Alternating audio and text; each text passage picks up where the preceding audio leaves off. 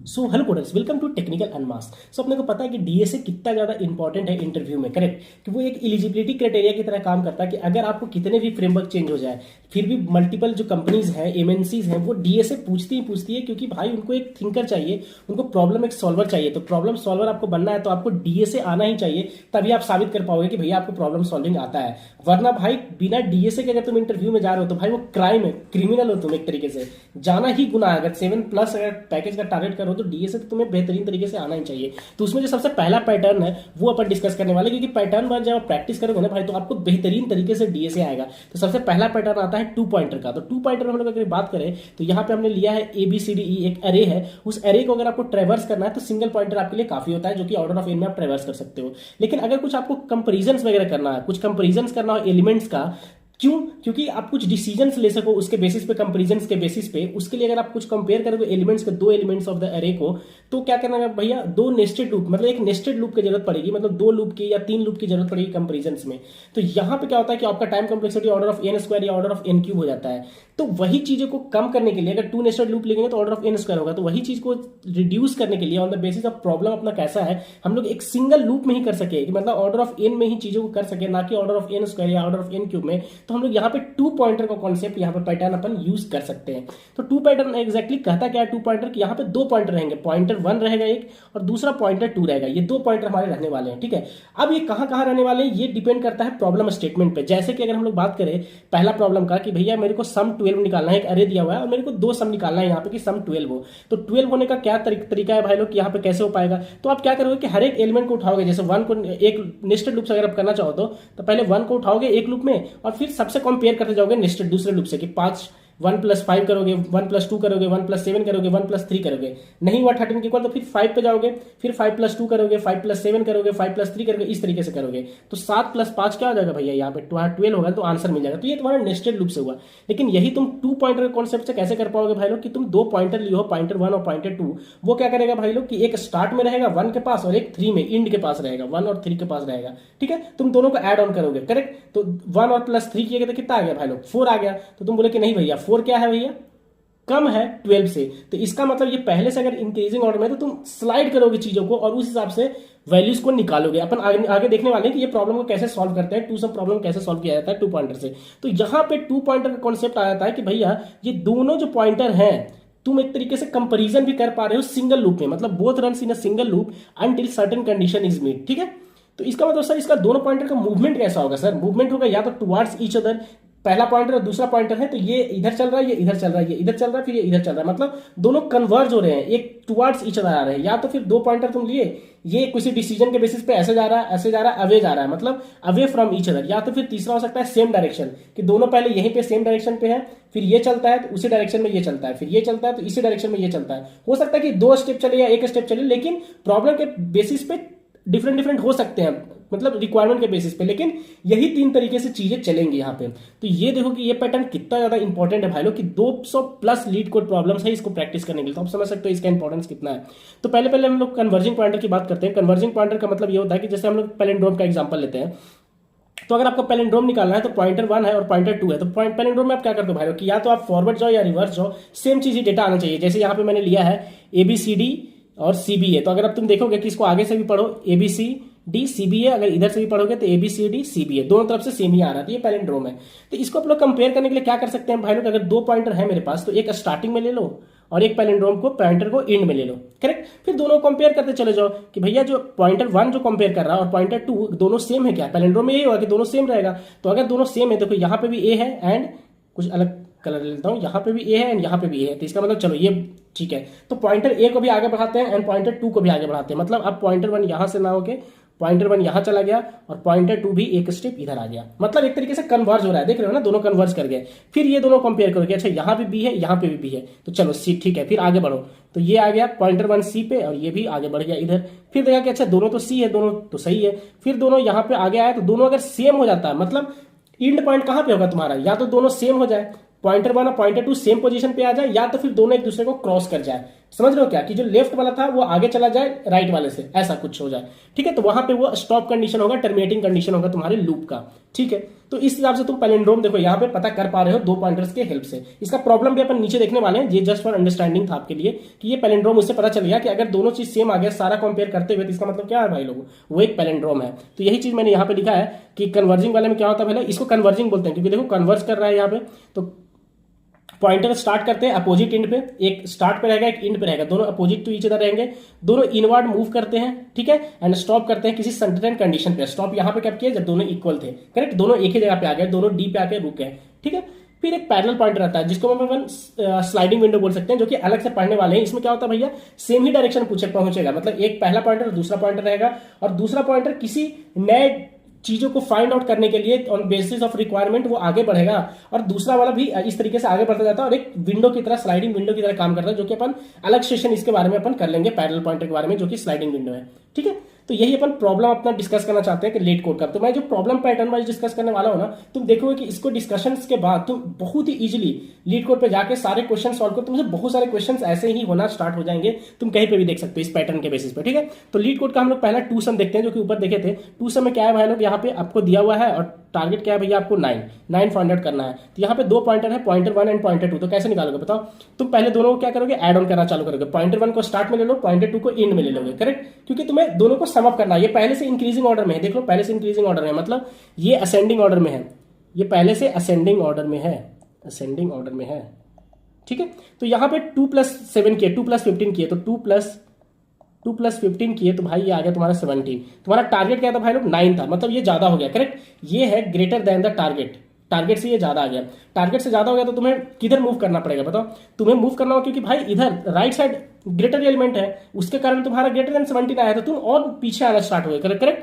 तो पॉइंटर 2 को तुम अब यहां नहीं इस साइड मूव कर देते हो, पॉइंटर 1 तुम्हारा वहीं पर आ जाता है, करेक्ट, क्योंकि अब तुम्हें चाहिए 17 से कम वैल्यू। 17 से कम कब होगा भाई लोग, क्योंकि असेंडिंग ऑर्डर में है, तो राइट साइड वाला एलिमेंट बड़ा है, तो उससे छोटा एलिमेंट कब मिलेगा, तुम इसके और पीछे आ जाओगे, 11 पे आ जाओगे तब। तो 11 + 2 किए तो कितना आ गया भाई लोग बताओ, 13 आ गया, जो कि ग्रेटर देन 9 है। तो तुम्हें फिर से मूव करना पड़ेगा, तो तुम फिर से मूव किए इधर, तो आ गया 7 पे। तो 2 + 7 किए, तो अब कितना आ गया भाई लोग, 9। देखो कितना इजीली बन गया 2 पॉइंटर से। वरना तुम क्या करते, हर एक एलिमेंट को पिक करते, 2 को पिक करते, फिर 2 + 7, 2 + 11, 2 + 15 नेस्टेड में, ऑर्डर ऑफ n स्क्वायर में, फिर 7 को पिक करते, 7 + 11, 7 + 15, इस हिसाब से कंपेयर करते, ऑर्डर ऑफ n स्क्वायर करते। ये सिंगल लूप में तुम्हारा फाइंड आउट हो गया। यही अगर इसकी बात करें, टारगेट 7 तुम्हें चाहिए, तो पहला क्या, पॉइंटर 1 यहाँ पे रख दो P1 को, और पॉइंटर 2 को P2 को तुम यहाँ पे रख लो, ठीक है। अब इसको करते जाओ, ये दोनों को ऐड किए, और टारगेट है तुम्हारा क्या है, यहाँ पे 7 है, तुम दोनों को ऐड किए तो 1 आया, करेक्ट। 6 - 5 किए तो कितना आ गया, दोनों को ऐड करके 1 आ गया, जो कि लेस देन 7 है। तो तुम्हें तो भाई बड़ा एलिमेंट चाहिए, बड़ा एलिमेंट चाहिए तो किधर मिलेगा बड़ा एलिमेंट, राइट साइड मिलेगा, क्योंकि असेंडिंग ऑर्डर में है, तो तुम्हें P1 को मूव करना पड़ेगा यहाँ पे, करेक्ट। तो अब ये आ गया तुम्हारा P1 यहाँ पे। अब केस 6 - 2 तो कितना आ गया 4, जो कि अभी भी लेस देन 7 है, करेक्ट, रिक्वायर्ड है। तो फिर से तुम P1 को मूव करोगे आगे। अब तुम ऐड किए तो कितना हो गया भैया, 3 + 6 हो गया, जो कि 9 है, जो कि लेस देन है 7। अब इसका मतलब तुम्हें छोटा एलिमेंट, और ये इसको शिफ्ट करना पड़ेगा छोटा करने के लिए। तो अब P2 यहाँ पे आ गया, यहाँ पे आ गया P2, ठीक है। अब यह कितना हो गया भैया, 3 + 4, अब देखो 7 आ गया। तो P1 यहाँ पे है, P2 यहाँ पे है, ये रिक्वायर्ड सम अपने को दे रहा है। तो देख रहे हो किस हिसाब से चल रहा है, द बेसिस ऑफ रिक्वायरमेंट, ये इधर बढ़ रहा है और ये इधर बढ़ रहा है, एक तरीके से कन्वर्जिंग नेचर शो कर रहा है इसका। 2 पॉइंटर वाला कंसेप्ट अपना क्लियर हो गया, ठीक है।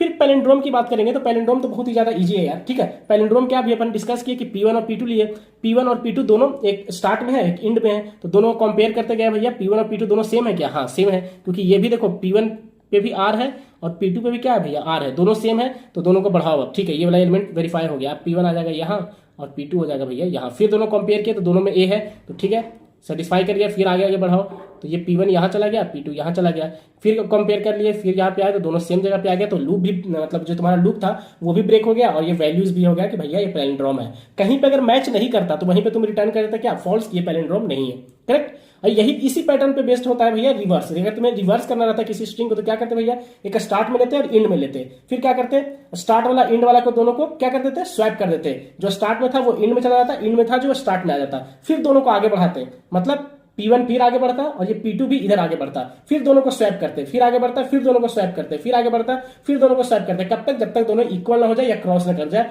उतने तक, ठीक है। तो उस हिसाब से तुम रिवर्स ऑफ द स्ट्रिंग भी कर पाते, मतलब तुम्हारा प्रॉब्लम 3 एक रिवर्स ऑफ द स्ट्रिंग भी हो गया इससे, देखो, ठीक है।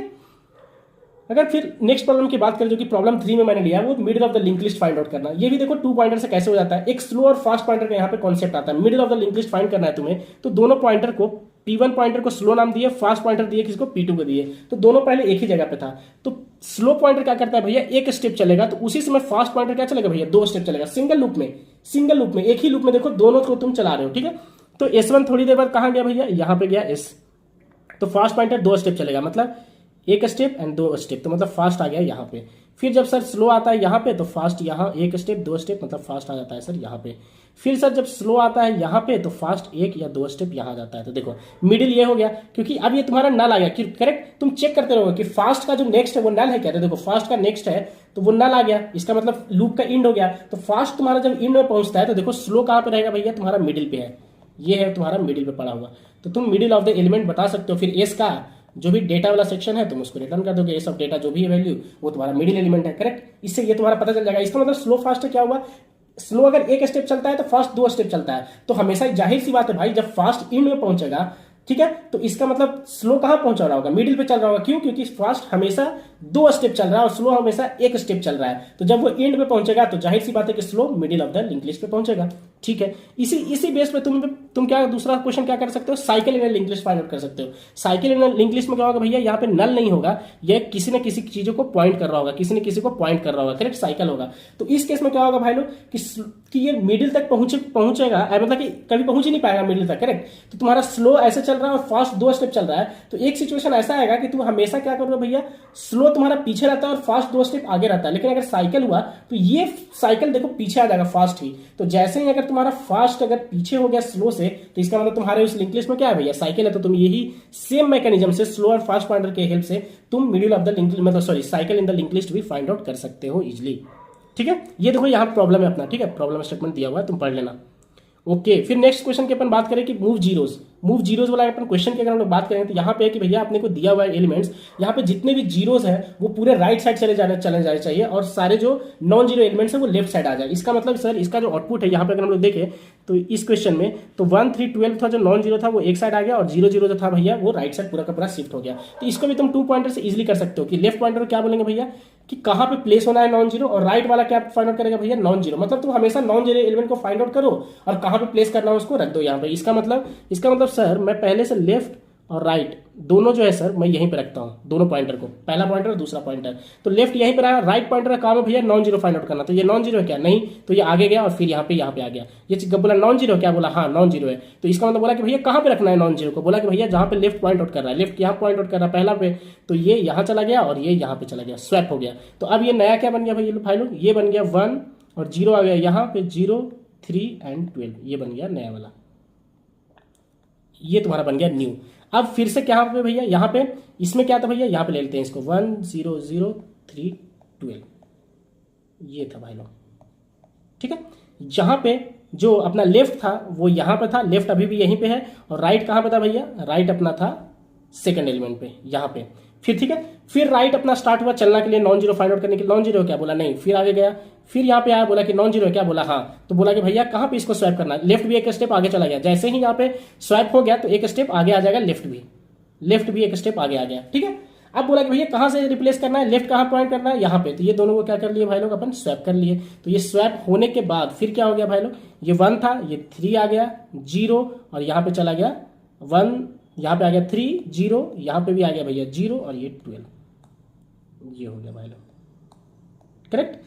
तो यहाँ पे लेफ्ट अपना यहाँ पे स्वैप हुआ था, तो अब लेफ्ट एक स्टेप आगे जाएगा, तो लेफ्ट अब यहाँ आ गया, और राइट अपना कहाँ पे था भैया, यहाँ पे था पहले, राइट यहाँ पे था, करेक्ट। तो अब राइट आगे गया, बोला कि भैया फिर नॉन जीरो फाइंड आउट करना है, इसको फिर से एक नॉन जीरो मिल गया, तो फिर से बोला कि स्वैप करना है, कहाँ पे भैया, जहाँ पे लेफ्ट पॉइंट आउट कर रहा है। तो ये दोनों फिर से स्वैप हो गया, तो 12 आ गया यहाँ पे, 0 चला गया यहाँ पे, तो 1 3 12 हो गया, एंड फिर से ये 0 और 0 हो गया। तो देखो ये तुम्हारा हो गया सिंगल लूप में, एक लेफ्ट लिए एक राइट लिए।